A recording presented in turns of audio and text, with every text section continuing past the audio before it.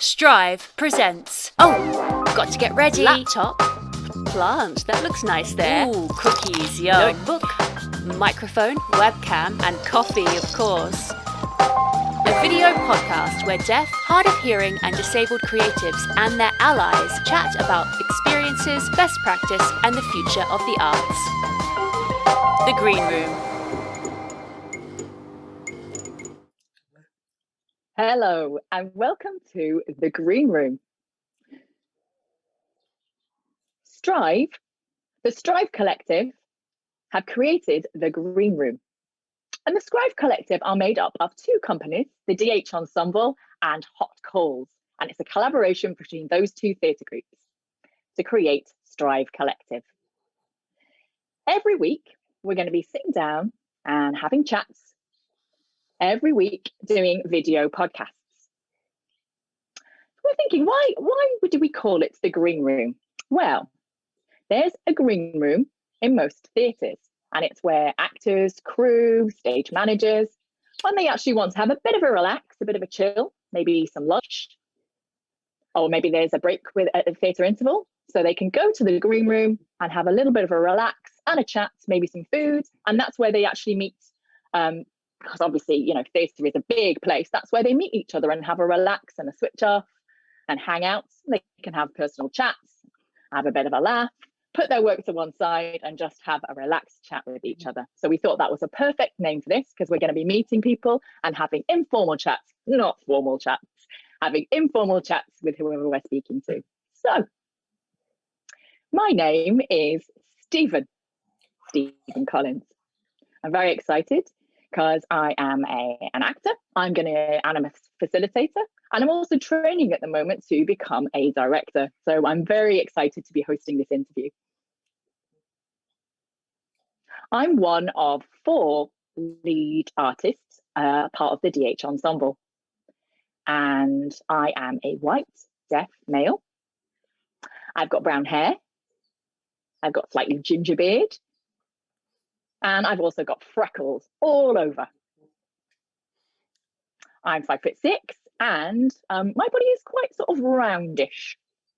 And I'm always smiling. I've got a very expressive face and expressive eyebrows, very strong eyebrows. So that's part of my distinctive feature.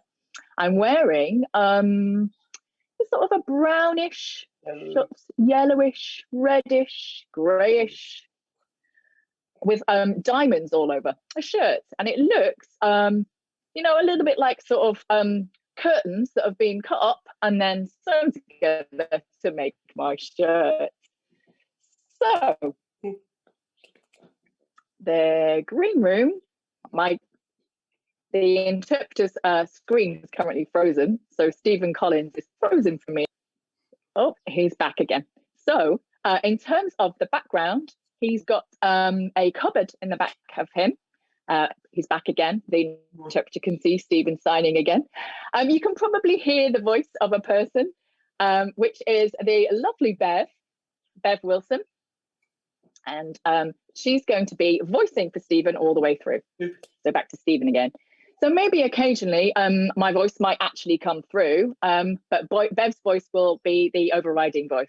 So this is time for Bev to say hi. Describe myself. Hello there. My name is Bev. I'm a sign language interpreter.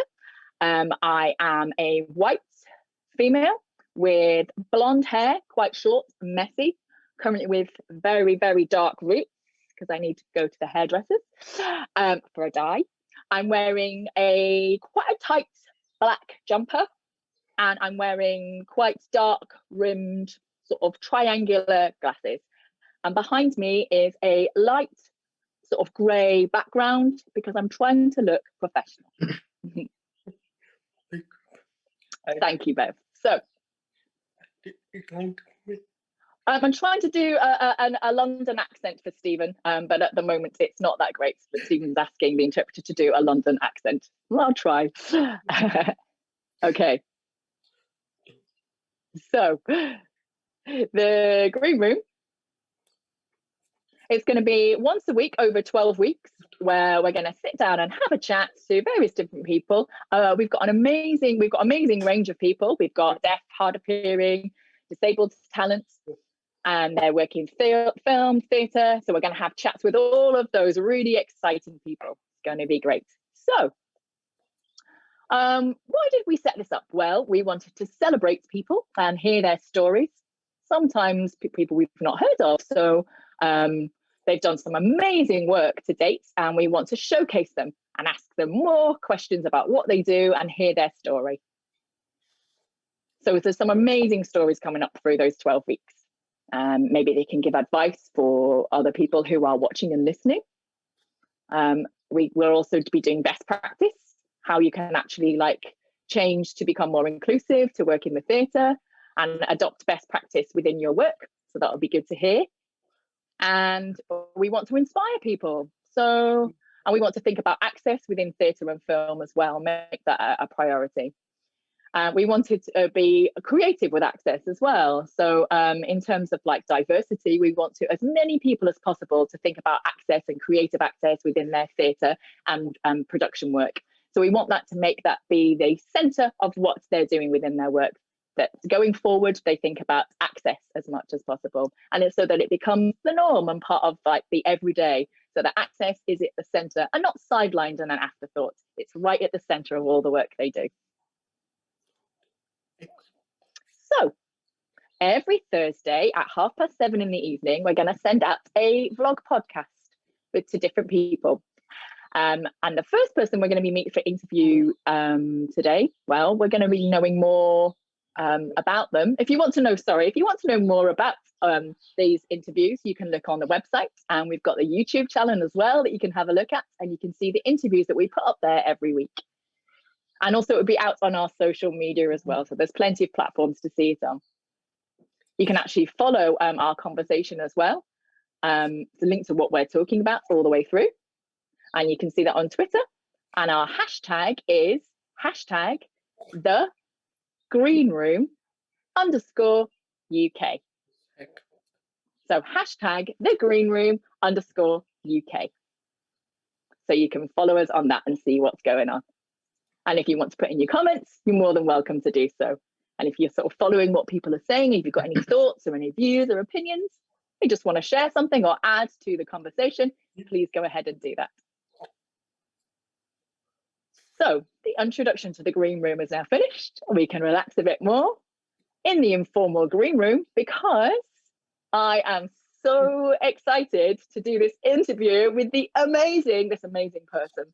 I know this person, I've known them for a long time. We've worked together. We've had lots of chats together in many different jobs and many different arenas. He's a wonderful person. I would like to introduce you to Alim Jayda. Welcome, Hello. Alim. Thanks for having me. Oh, I am so excited to have you here. Can you tell us who you are and just describe yourself a little bit for the audience at home? Of course. I am Alim. This is my sign name. So it's a swing on the hands, 2 fingers dancing on the palm of the other hand. And that represents the fact that I have been a dancer for many years. So that has been given to me as my sign name. I am half Indian, half white. I'm an actor, a sign language interpreter. I am bald. I have an oval face with a light beard. And I have a turtleneck grey sweater on today. I'm dreaming it's the summer, but it is in fact winter, hence my attire. I have a blue background behind me, very solid blue. My dream voice is Susan Booth, who I'm lucky to have interpreting for me today. So I'd like to hand over to Susan to introduce herself. Hello, my name is Susan Booth. I am a white, sadly middle-aged woman.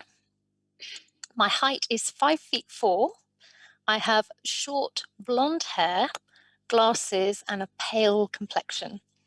I'm originally from the cathedral town of Lincoln, but I've lived in North Yorkshire for a while, and that was before I moved to London.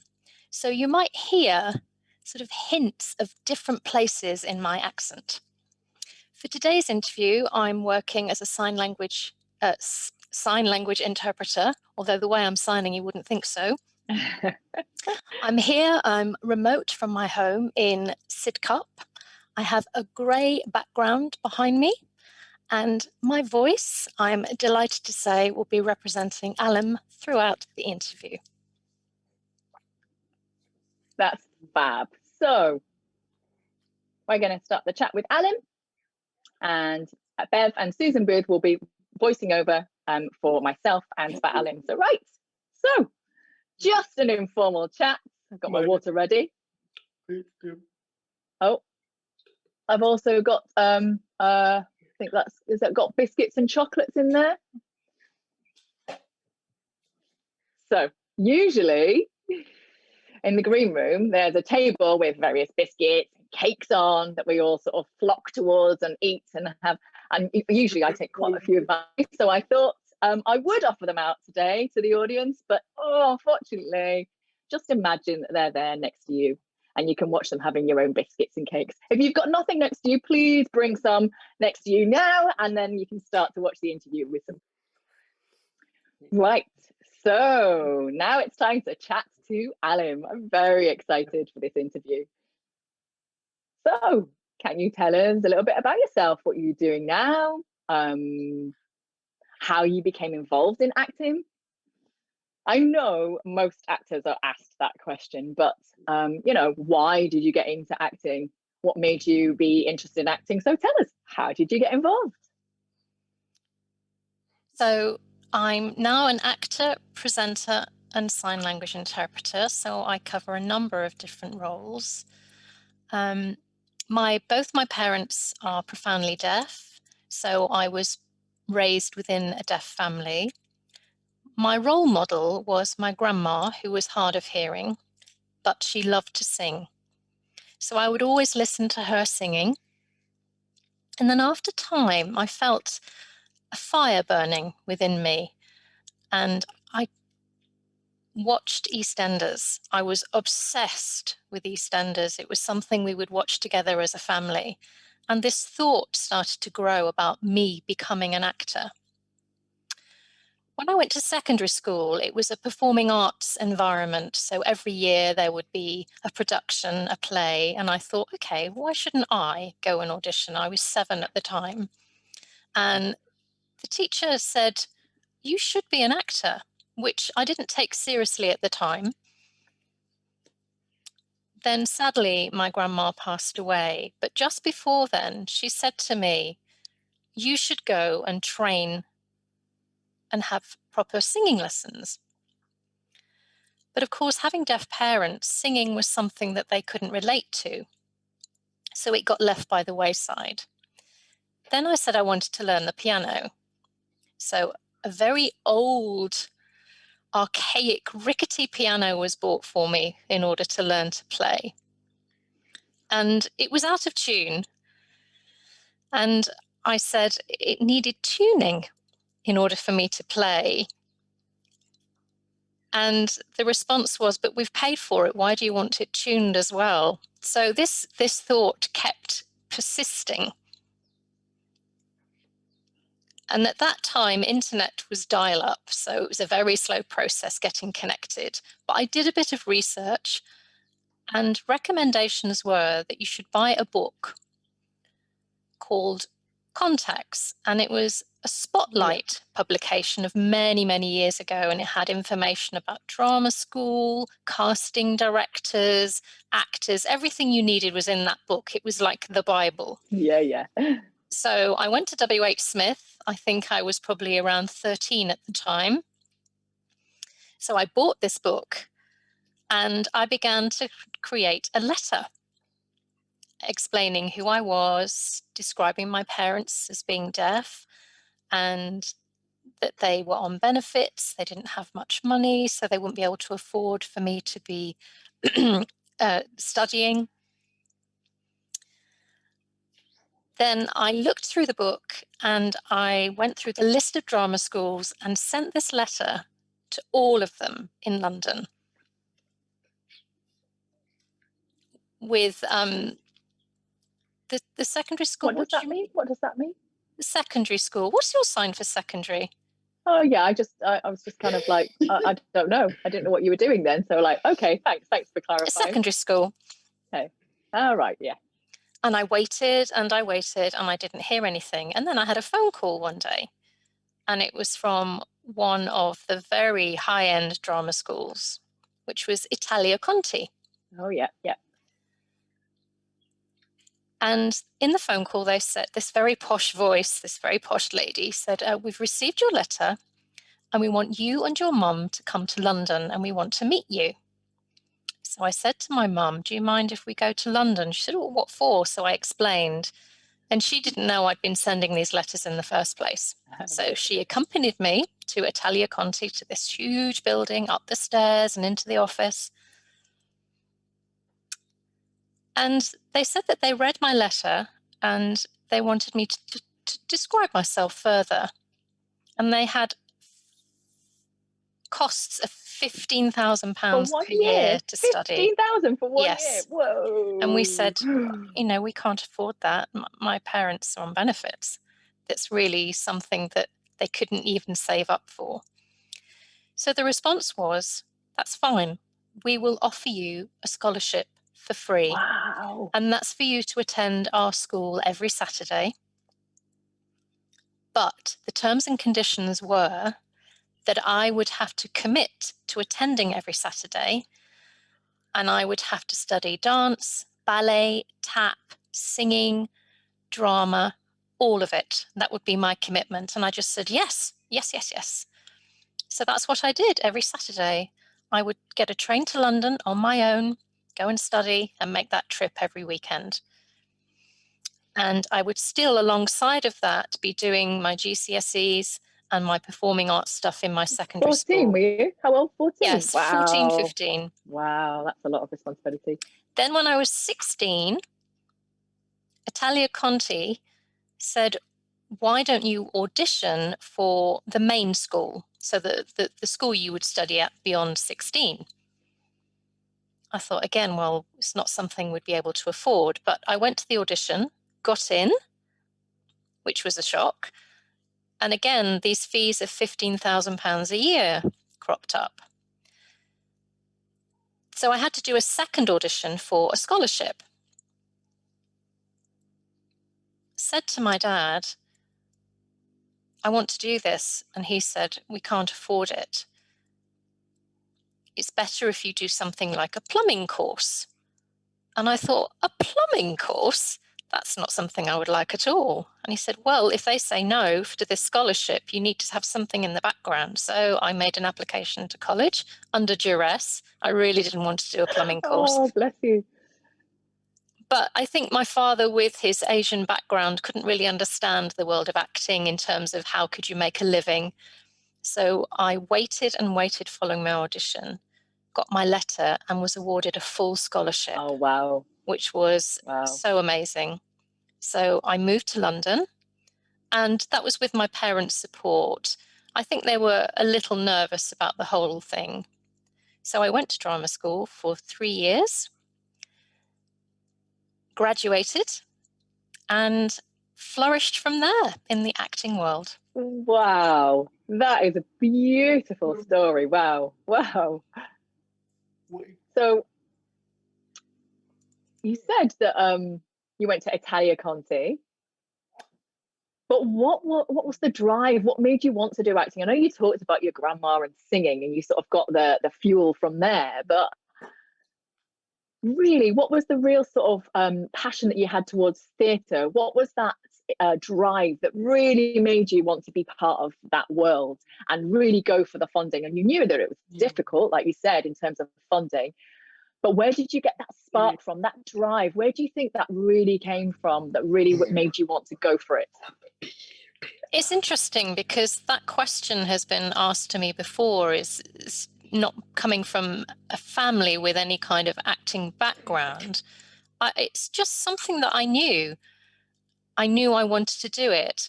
And also as a coder, a child of deaf adults, I was always very expressive. I would perform for my parents, or if we had visitors, I would perform for them. And they would say, this is something you should do. But it was just something that was instinctive. I knew.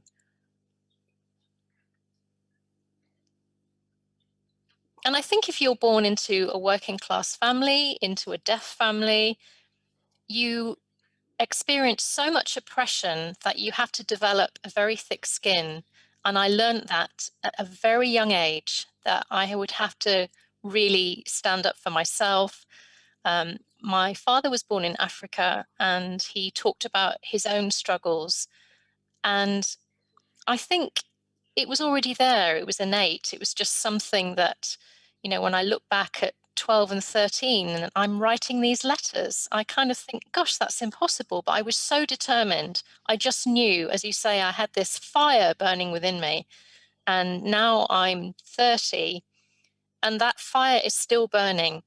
That I experience frustrations, and sometimes that fire can become somewhat negative because I want to achieve so much and I experience failure, which is difficult. But at the same time, that fire pushes me to continue to succeed and want more. Well, I'm so glad that you've got that fire within you, Alim, because it means that we've seen to date all that amazing stuff that you've done throughout your career. So thanks for that fire. I think it's really important to have that fire, especially within the acting world, because it's really hard. It's a really brutal world and it's not an easy career. So I think the one benefit that you have, like you say, is, and for myself as well, is that we've got that fire within us. And I think it just then makes it easier because it gives you that drive to want to do it. And if you didn't have that fire, if, the flames weren't always lit, I think it makes it harder because it's a real battle to just keep going. And it's not just in acting that you need that fire, in anything. If you've got something that you want to do, if you have that fire, that's what drives you through. So I'm really happy that you have found your fire within theatre. It's great. I think also it's something that we learnt in drama school, to keep that fire burning. They gave us the right tools, of which there were many, to keep us prepared. And I feel that that's a real privilege to have had that training. The privilege that I got to go, that I got the scholarship. I know how lucky I am. Oh, that's great. And I have been looking at your Spotlight.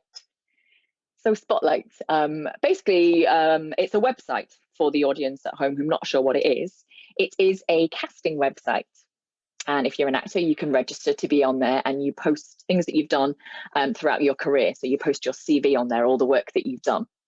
And so when you apply for jobs, they can, or with agents or whatever, they can link to your Spotlight CV. So you put on the commercials that you've done, the TV, everything is on your Spotlight CV.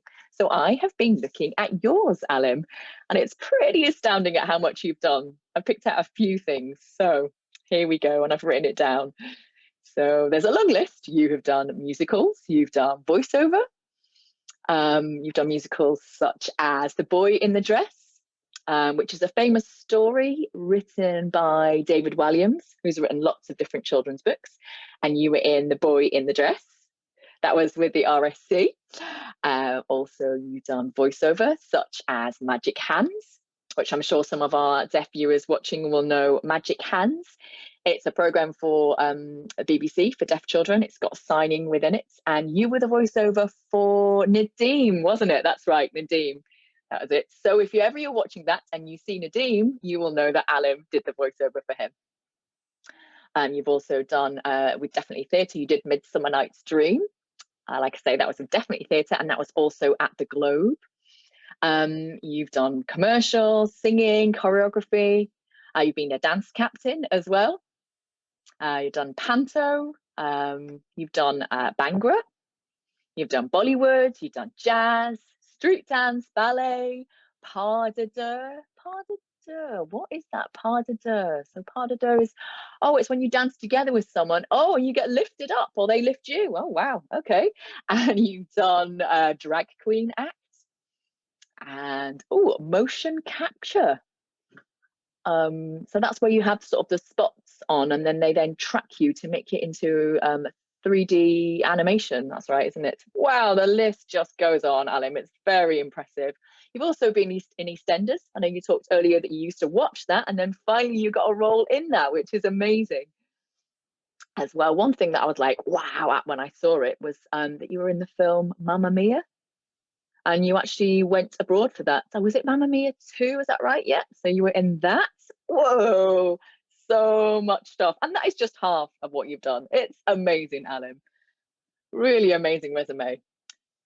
So all of that experience that you've done since the age of 13 to date, what would you say is your favorite moment if you had to choose one of that whole career? I know it's hard to just pick one favorite from all of those, but maybe favorite moments. And also, so that's the first thing, what is the most, I guess, valuable life lesson that you've had, or life experience that you've learned through your career? So from the age of 13 right through to now, so that's what, 17 years. So the first one is, what is your favorite moment or moments, and what is a life lesson? Oh, there are so many favorite moments, but I think Eastenders, because as I said, it was a dream come true. I mean, when I got the call to say I got that role, I just got so nervous, and I was thinking, no, cancel, can't do it. I need to call my agent and pull out. I was just incredibly nervous. And then I mean, it was during the coronavirus. It was at the beginning of the coronavirus, sort of last July. What, just last July? Yes, just last year. So we're all still in that not sure stage, trying to work out what was going on. I arrived and we were all segregated, and the 2-meter rule, etc. But the first time I was allowed on the set to begin filming, I was literally in Albert Square, and it was suddenly the child appeared within me, and I got so nervous because I'd watched it so many times. It's a funny story. My sister who is deaf, we would joke and say, oh yeah, in the future, Eastenders should be a deaf Eastenders, and there should be a hearing aid on the logo. Brilliant. And we used to talk about that when we were young. And then suddenly there I was in the program, and my dream had come true. And I was standing on that set. And at that moment, I mean, I was only there for a short moment, but it still had a huge impact that I had fought for so long to get to this point. And even though it was such a small role, it still felt like my dream had come true. In terms of a lesson that I've learned, if I'm honest, because within my upbringing there had been a few struggles, as a coder, having a deaf family, experiencing oppression within the family, I became angry. I had a lot of anger with the government, with society, because of the way that they would treated my parents or treated my family. So there was a lot of anger within me. And occasionally I would express that anger in the wrong way during my career. And I'm aware that I have attacked people because I felt that they've done something wrong. And I brought people up when they made a mistake. But I needed to be able to offer solutions and work together with those people. So that was the lesson I learned. So now I am an activist. I think I'm a natural activist. I've realized that. I never thought of myself as one, but because of the frustrations that I've experienced, whether it's against the government or other forms of oppression, I realized that it's about working together and educating and encouraging people to learn and change their behaviors. And I think that's the lesson that I've learned. So how I was growing up and now is very different. That's a huge lesson I've learned. Oh, definitely. Yeah, I definitely appreciate those life lessons. Yeah, life can be hard, like you say. So, you know, you can learn through life. Yeah, you can learn through your life experiences. That really sort of shapes who you are and becomes who you are. It's really important, I think, to have those life lessons. I think they're, you know, we have to appreciate those in a sense. But wow, listening to you and the Eastenders, well done for getting that role. really hope that you come back again and you become more of a returning character. Fingers crossed. And of course, if they want to bring me in on a regular character, I'm very willing, fingers crossed. Yep, we want to keep watching, Alim. We need to do that. So wonderful. Yeah, reading all your experiences and your career to date really is. So now I want to ask you a question going back to 2018. You put out a few tweets, comments talking about how you feel it was a really poor representation of Bsl within the industry as a whole. Really bad, poor representation. You know, they weren't given the same opportunities, the same chances to be seen on and off screen within theatre. But then last year, just in 2020, you then decided to actually set up alongside Equity, the Acting Equity Union. They were supporting, who support actors, Equity, and with Deafinitely Theatre. So the three of you actually set up together and launched, I'm just checking my notes here, Alim, it was called The Guide to, the interpreter screen has frozen at that point. So it was called The Guide to Working with Bsl Within the Arts. How did that actually come about, that process? From 2018 to 2020, can you talk us through those 2 years, what you were doing? So I think back in 2018, I had observed again and again hearing actors playing deaf characters. So that began to decline, but then what I started to see was hearing actors as a hearing character, but being asked to use sign language in that character, and the quality of the sign language was terrible. And I was with my mum watching something, and my mum just said, I don't understand what that person is doing, and that person has taken my language. And that had a huge impact on me, because when sign language is represented on screen or in the theatre, you're representing a community, you're representing a culture. And if that language isn't being represented properly or authentically, it feels like tokenism. And if people need to access that language and understand what people are saying, I mean, I use an example that I've used before, where if you bring a Spanish person in, if you bring an English person in and ask them to speak Spanish, and then you ask a Spanish audience to understand them, but the quality of their Spanish is so poor that they can't, that's exactly the same. So I decided to start tweeting about it. And I began to have discussions with Equity about creating this guide. And they said, oh, yes, why not? Because it was about finding a solution. Okay, people were using sign language in a very poor way, but it was about finding a solution.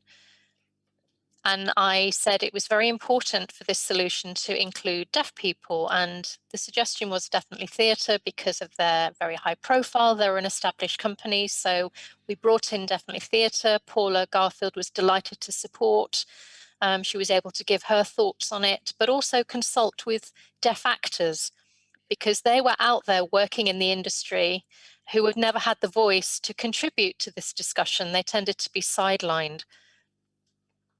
So it was about asking deaf actors to be involved, and this was launched last year. So I'm really hoping it has a positive impact and the content starts to be considered, because it's always the onus on deaf actors to say, oh, can you talk about sign language? Can you teach us about sign language again and again? And it's about people being able to refer to the guide and use that as a positive way forward. It's so valuable. You know, I know myself, I've felt the frustration, just like you say, lots of us deaf actors, we feel the frustration of having to repeat ourselves all the time. You know, I feel like within the industry, it's not so much, well, that they ignore us or their ignorance. It's actually they do want to work with us. They're just nervous. They do want to know how to improve things and work with us. But often it's a case of, where do they start? You know, and sometimes we as the deaf creatives have to say, here, with the guide, if you follow the guides, you know, and match what's sort of in there, rather than, you know, being ignorant and ignoring, it therefore means that we actually can work together.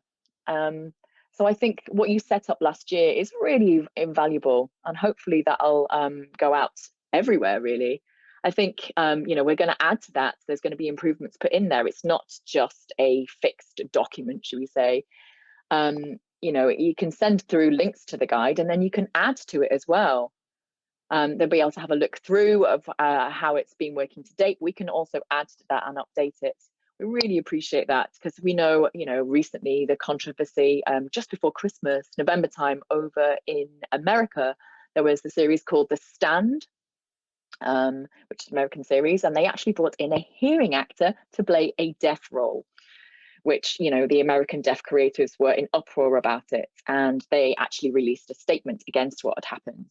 And myself and a lot of the UK deaf creatives, we created a statement as well in support of the American deaf artists, in solidarity against what had happened with The Stand. It was just shocking. The Spotlight, no, not Spotlight, it was Twitter, that was it. There were so many comments which were really positive and in support of it, but there were also quite a few negative comments as well, saying, come on, acting, it's just acting. It's like, oh, for goodness sake. I'm sure there's still a lot of those negative comments out there. The negative issues are still there. The BSL that you've created, this guide, it will hopefully be a big support to improve things going forward within the industry in the future. Do you have any thoughts about what happened with the controversy of The Stand? And what's been happening since then? Do you have any thoughts about that? The hearing actor that was cast in a deaf role. And would you kind of understand the purpose of why we were just so cross about it? What are your thoughts on that? Well, I object completely, of course. A hearing person playing a deaf actor for me is an absolute no-no. But it's interesting, the same conversation occurred about Black people, is that when people used to black up, and it's like, what is blacking up? You can't do that. But at the same time, there's an acceptance of a hearing actor playing a deaf character, and the realization is that these are the things that you can't do. And we're having that same conversation now about hearing actors. And I think it's about any oppressed minority. There are always those with privilege who take away from that community. And within the acting world to date, it is full of privileged people. So the people who can afford, those within a deaf community can't afford training because it's an oppressed minority that don't have the income. So again, there's that privilege in terms of income. I think it will change, but I have noticed improvements. But what I've started to see is poor examples. So people will begin to use sign language, and then there'll be a decision, oh no, actually don't sign, can you use your voice? Or if it's a deaf character, they'll bring in a hearing actor to sign, and they sign really, really badly. So there seems to be problems that are out there, but I remain optimistic. I think, with the deaf community was small, but the acting community is small, but it's growing. There's deaf actors, there's hard of hearing actors like me, we have allies, and that deaf talent is out there. And I think there will be improvements, and I remain positive. Definitely, because, in terms of theatre and film to date, in the casting, it's always been stereotyped. It's been given to other people who are telling our stories. So the writer gets in people who aren't appropriate for that role. That's happened so many times. It's the frustration of sort of seeing that role, knowing it's for you, and then it's being cast to someone else, and it really undermines that deaf role, that deaf character. We as deaf actors, it's like saying we're not good enough to play our own role. We've been the ones that have experienced all of those things growing up, and then suddenly we're not casting those roles. The same with Black actors, they're demoted to a slave within the production, for example. And we're shown, in lots of the minority groups like that, we're demoted. It happens to a lot of the minority groups. We've got so many more stories to tell. We are not just one-dimensional. There's so many stories for us to tell about ourselves. And I just think it's really important that we really change the narrative of, I guess, what has been given to us, what's written there in the script and the characters there. I know that there's lots of tests. I don't know if you know the one called the Riz test, which is a Muslim, to show Muslim representation. The Riz test, R-I-Z. It's based on a famous actor, Riz Ahmed. He actually is a Muslim himself, a Muslim Asian. And he established the test to actually see whether or not Muslim characters within TV and what sort of roles they played. Were they servants, or what roles were they within production? And quite often they were the subservient lower class roles. So the test failed. You know, also as well, it was showing that quite often those particular characters were serving the lead, which was often a white person. They weren't owning the lead character as the Muslim, so it failed that test. They were the subservient roles within that Riz test. There's also another test called the Bsl test, which is trying to identify women representation within the industry and within films. It's now increasing, which is great. It's really important that that's happening, but we also need to show deaf representation within these series as well. Over to you, Alim. I think also it's about offering opportunity, and that's what's lacking. You know, I dreamed that black, white, gay, deaf, any of those groups can play any role. That's the dream. But the playing field is not equal. No, it's not. For a white, straight, non-disabled person, I'm sorry to say, they automatically have a huge privilege, and it's their responsibility to start saying, I'm not going to take this role. I'm going to offer that opportunity elsewhere. And there is one actor I know who has a very high profile, who is straight, and was asked to audition for a gay character. And they phoned me and said, I don't feel very comfortable with this. And they rejected that opportunity and said, this should be offered to a gay actor. And I understand that people say, acting is acting, but it's about opportunity. And it's about providing opportunity to those who don't get that opportunity ordinarily. And it's about challenging stories and saying, this isn't authentic. This wouldn't really happen. This doesn't represent lived experience. And it's something that I've done, and it means the story becomes much more authentic and a much richer story. Yeah. So absolutely, number one, it's not necessarily about just about actors. It's also about deaf creatives in other fields, whether it's writers, deaf directors, deaf camera people. And if those ideas are created from the beginning by deaf individuals, those stories are much richer. And then you bring on the deaf actors who can present that story. That's the dream. Definitely. And also, you know, I'm trying to think of the right word. It's taking the risk, maybe? Is that right? Yeah. If you take the risk, and if you don't take the risk, you undermine the deaf talent yet again. You know, there's enough deaf talent out there. Deaf actors are growing. The pool of deaf artists is growing. You know, it really is. And if we have a fully diverse cast and crew, you know, then great. And there's still further development to go with that. But we've got that pool already there to tap into.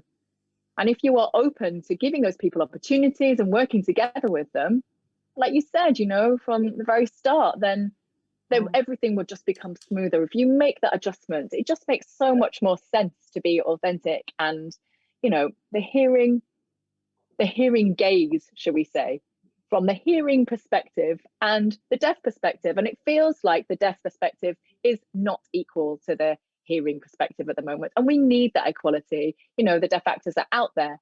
I keep saying the word gaze, it's wrong. The deaf gaze, the deaf perspective, shall we say.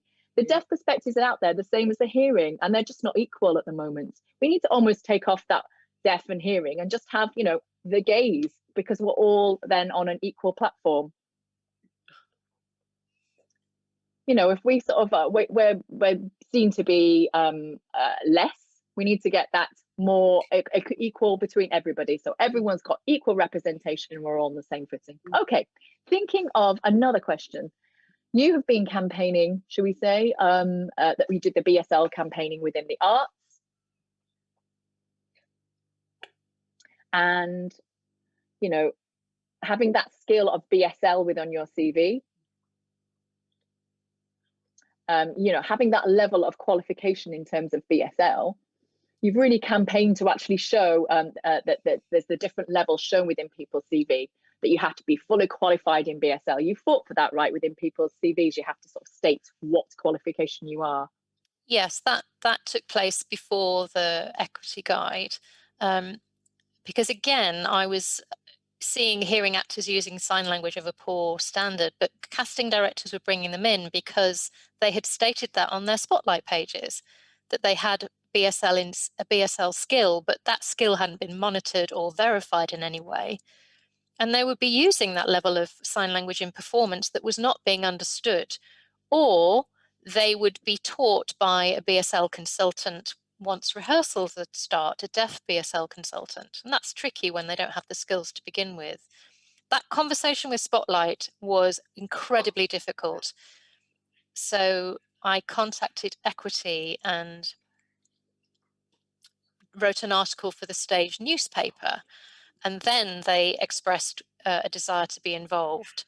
And I fought for that for a year. And finally, they agreed to have that option of saying, I am level 1 in BSL, which is fine. There's, you know, I applaud anyone with level 1, but it wasn't just I have BSL. There had to be a recognition of what level. You know, because there are people who don't sign very well, and it'd be great to have somebody like that in that named character in a production. But we need to be seeing the different levels so we could identify if somebody was a native user of sign language as a deaf person, or a coder who grew up within a deaf sign language environment. And I've heard that people have looked on people's pages, seen level 2 and gone, okay, no, that's not going to be good for us. So there is an understanding of how important those levels are. Yeah, absolutely. Thank you for really campaigning and being an advocate of that. Yeah, just making sure that you know, Spotlight, you're actually showing transparency within people's Spotlight pages and on their CV. You know, when you're actually looking for a specific role, you know, when they've put sort of that they're a native and they're not, you know, BSL at any level, and then that person is cast and they're not of a high enough level. You know, they could be just level 1 and they got the job over a person who was like fully qualified, or level 6, you know, or native. It's not fair. So yeah, it's just, I guess, showing that clarity within people's Spotlight pages. And so that when casting directors are looking for a specific role, then they actually have it on people's spotlights. But that work with Spotlight was what made me realize the importance of creating this guide, because casting directors will be looking at level 1 and level 2, and it wouldn't have meant anything to them. So as a community, we needed to educate. So that was why the guide then emerged, because it explains what level 1 is, what level 3 is. So, you know, level 1 is sort of conversational, this equivalent of conversational French, and then level 6 is fluency. So it meant that casting directors had more of an understanding when they saw those levels on a Spotlight page, what they actually meant and what the equivalence was in the language in terms of fluency. Yeah, well, it's thanks to you, really. You've really inspired me to actually, you know, and other people to actually be mindful within the industry. There are lots of hurdles and there are difficulties out there, but we actually want to offer solutions to those. Like you said, not just sort of challenge them in an aggressive way. If you offer the solutions, then that's how things change. You know, you offered to equity or way of changing, and that's how things will change if you really sort of fight for things. You know, there's quite a few things actually. That you know, in terms of things that we need to change, but unfortunately we can't talk any more about that because the interview is time is running out. So last year during lockdown, you actually worked with 2 different casting directors. They were Sophie Holland, I believe you worked with Sophie Holland, and also another casting director called Faye Timby. Both of them are casting directors, and I know that you worked with them both through lockdown to actually meet quite a lot of deaf and hard of hearing actors, just to meet them, give them a quick interview and chat, see what their plans were for the future, you know, what things they'd done within theatre and film. How did you actually meet those 2 casting directors? You know, as an actor yourself, why did you think that it was important to actually meet with those casting directors? What was the thinking behind that collaboration? I think because had the training at drama school, is I was aware of casting directors, and many deaf actors don't have the privilege of that drama school training. During lockdown, the world became a little bit uncertain and unsteady, and deaf people were even more isolated because of lockdown. Of course, we had Zoom and online events, but many of them weren't accessible. And I saw Sophie Holland saying that she wanted the opportunity to meet actors who were bored at home. And I saw that announcement, and it was very hearing focused. Then I knew Faye because she was a good friend, and I contacted her and said, "Have you considered meeting deaf people?" And then a huge stream of people commented and said, "Oh, my friend can sign and can support you," or "My friend can sign, they can help to interpret for this." And I looked through that list of people, and none of them were a qualified interpreter, and that just made my skin crawl. So I replied and said, "Look, I will interpret for these if you're up for it." The response was, "Why not?"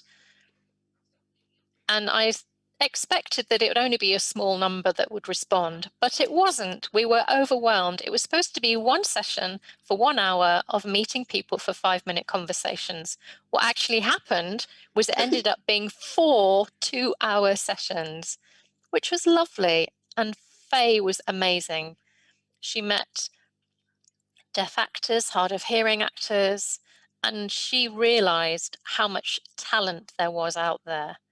And in meeting those actors, she realized their lack of opportunity, actors she'd never met before.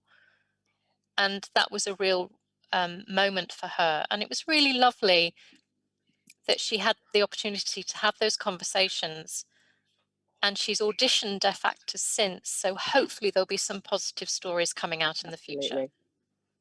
It's really interesting. I know, when people meeting those casting directors, it's just really important for them to do so. It's open. It's the first sort of door opening to actually, getting bigger projects, jobs, whatever. I think it's just a really great start. And the fact that they've met them, they can actually bring them in and meet the directors later, for example. We all sort of struggle for work, particularly during lockdown last year, when that actually happened. It was really lovely. I actually went and met the casting directors, and I've had 3 or 4 opportunities within 1 year, which has just been more than to date, to be honest. So it's that thanks to you, really.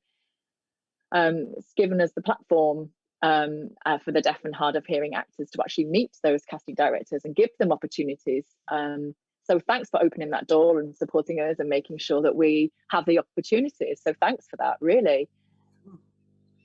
Thanks from the actors as well. I think it's really important to meet the casting directors, those sorts of people, and that they can be bear them in mind for future roles and things, and we can keep in contact with those casting directors, and hopefully,